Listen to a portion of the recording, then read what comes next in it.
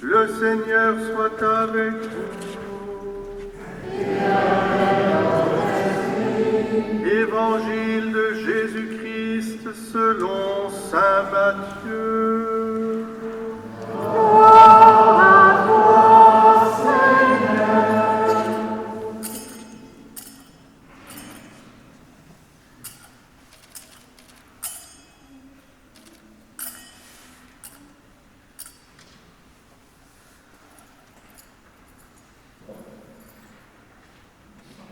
Au chapitre 2e du livre de l'Évangile selon saint Matthieu, Jésus était né à Bethléem, en Judée, au temps du roi Hérode le Grand. Or voici que des mages venus d'Orient arrivèrent à Jérusalem et ils demandèrent « Où est le roi des Juifs qui vient de naître ? Nous avons vu son étoile à l'Orient et nous sommes venus nous prosterner devant lui. » En apprenant cela, le roi Hérode fut bouleversé et tout Jérusalem avec lui. Il réunit tous les grands prêtres et les scribes du peuple pour leur demander où devait naître le Christ. Ils lui répondirent à Bethléem en Judée, car voici ce qui est écrit par le prophète.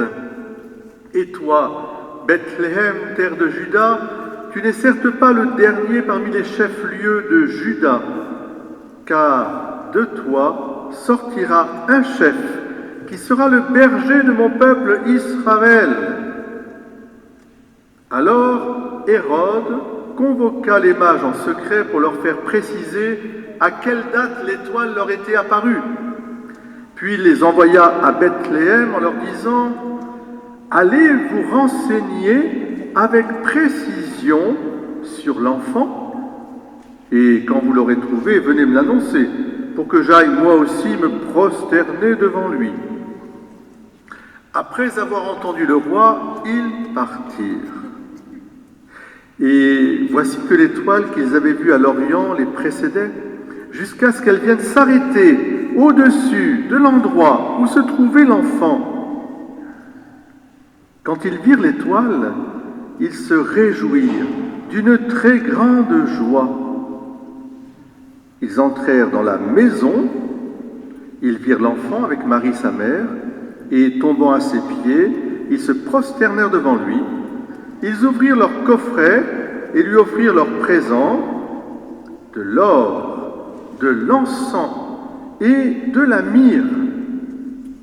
Mais avertis en songe de ne pas retourner chez Hérode, ils regagnèrent leur pays par un autre chemin. Acclamons la parole de Dieu. Gloire à toi, Seigneur Jésus. De bon matin, j'ai rencontré le train.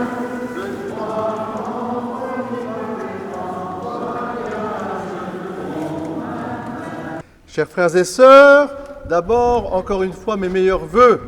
Mais se souhaiter les vœux, que sera cette année? Sur le bulletin paroissial, vous verrez un peu la contenance de ces vœux. Je voudrais, en premier lieu, si on a chanté ce chant des rois mages, c'est parce qu'il nous indique déjà comment bien vivre notre année. La première chose, pour trouver Dieu, il faut se mettre en chemin.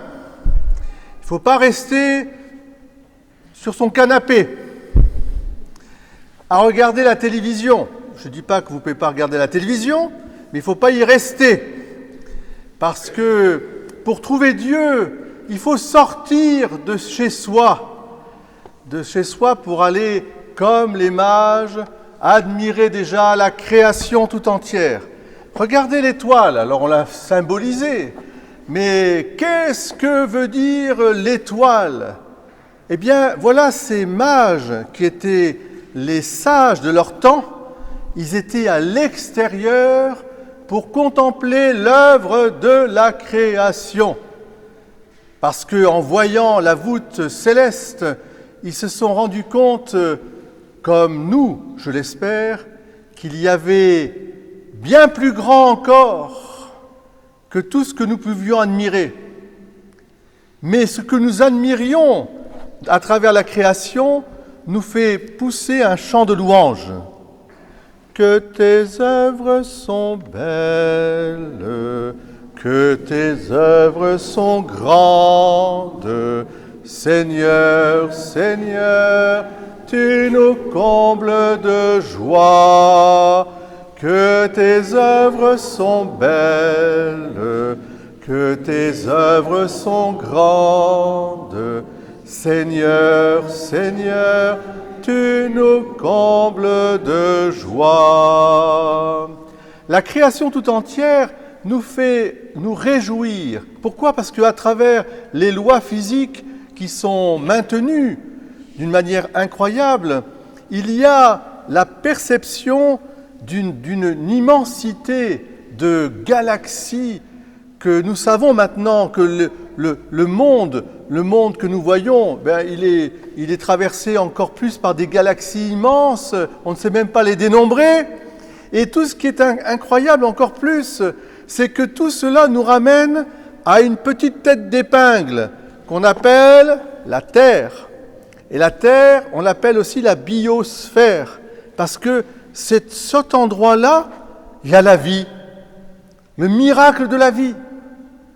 Et voilà déjà la première chose, vous voyez, si je veux vivre cette année 2026, il faut que je sois comme nos rois mages, eh bien il faut que je sois admiratif. Nous avons vu son étoile. L'étoile annonce un nouveau-né, la vie. C'est ça qui doit nous rendre plein d'admiration. C'est pour ça que la création tout entière, elle chante la gloire de Dieu. À lui, honneur, puissance et gloire. Alors, ils se sont mis en route parce qu'ils ont vu l'étoile, et à travers l'étoile, ils ne se sont pas arrêtés. Ils n'en ont pas fait une idole. Ils sont allés trouver ce nouveau-né. Mais alors, la deuxième leçon, c'est qu'ils s'arrêtent à... Où est-ce qu'ils s'arrêtent ? Non ? Mauvaise réponse. À Jérusalem. Alors, ils vont à Jérusalem parce que c'est la capitale d'Israël. Et tous ces mages venus d'Orient, ils savent très bien qu'il y a eu un événement tout à fait incroyable dans l'histoire des hommes. Dieu a parlé à Abraham. Il s'est révélé à lui comme étant le Dieu unique, en lui disant « Tu seras le père dans la foi d'une multitude ». Et c'est cette promesse qui se réalise dans le peuple d'Israël, qui a reçu la révélation du Dieu unique, qui non seulement est un Dieu unique, mais qui est un Dieu proche, un Dieu qu'on appelle Père, déjà dans l'Ancien Testament, et un Dieu qui veut une relation cordiale. Alors, ils vont à Jérusalem pour demander la parole révélée. Vous voyez, c'est très important, ils ne se sont pas arrêtés à l'étoile. L'étoile les a guidés à Jérusalem, et Hérode, avec tout son personnage tragique, hélas, de ce roi qui va tuer tous les enfants après, eh bien, il fait convoquer tous les scribes et les prêtres qui ont la charge d'enseigner la révélation de Dieu. Et pour nous, c'est une bonne leçon parce que nous avons reçu la parole de Dieu aussi, il nous faut la propager, il faut la donner. Et voilà qu'on dit, les prêtres disent, mais non, c'est pas à Jérusalem, c'est à Bethléem, effectivement, qui veut dire maison du pain. Voilà que le Sauveur vous sera donné. Très important, cette annonce de la parole de Dieu.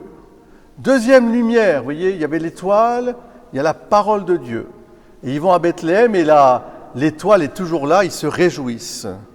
Et puis enfin, la troisième leçon, c'est ça qui est peut-être le plus important encore, c'est que le message central de la création, le message central de la révélation, c'est que l'or, l'encens, la myrrhe sont des objets qui vont être déposés devant l'enfant pour un acte de foi en la vie éternelle, qui est le grand trésor de nos vies. L'or, c'est les richesses. Est-ce que les richesses, elles sont nécessaires ? Dieu ne condamne pas la richesse au sens de fructifier son avoir, etc. Mais il nous dit, à quoi sert à l'homme de gagner l'univers tout entier s'il en vient à perdre son âme? Donc l'or nous indique déjà un autre trésor. Dieu en nous et nous en Dieu. C'est l'Eucharistie que nous avons célébré d'ailleurs. L'encens, l'encens c'est magnifique. L'encens, ça nous redresse de cette terre vers le ciel. Parce que l'encens, c'est le symbole de notre mission à nous. Nous sommes des êtres reliés, pas qu'entre nous. Si nous sommes frères et sœurs entre nous, c'est que nous sommes frères et sœurs d'un même Père. Et la grande mission des hommes sur la terre, c'est de louer Dieu, c'est de prier Dieu, c'est de vivre avec Dieu. C'est ça la grande leçon. Et là, l'encens est comme une prière qui monte de la terre vers le ciel, avec toutes nos joies et nos peines, nos angoisses et nos souffrances. Tout cela est porté. Et c'est le rôle de l'homme qui est conscient de pouvoir ramener toute la création comme une louange, que nous soyons louanges à la gloire de Dieu. Et puis enfin, la myrrhe. La myrrhe vient nous percer le secret qui va enlever définitivement de notre cœur toute angoisse et toute peur.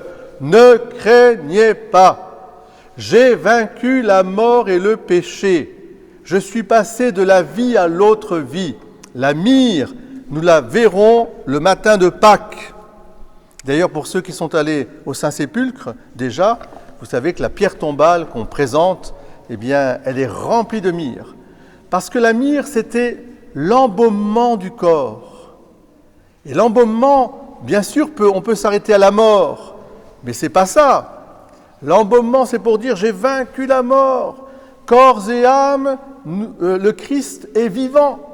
Et à travers la vie du Christ, nous sommes vivants. Tu ne mourras pas, tu entreras dans l'autre vie, avec aussi la résurrection.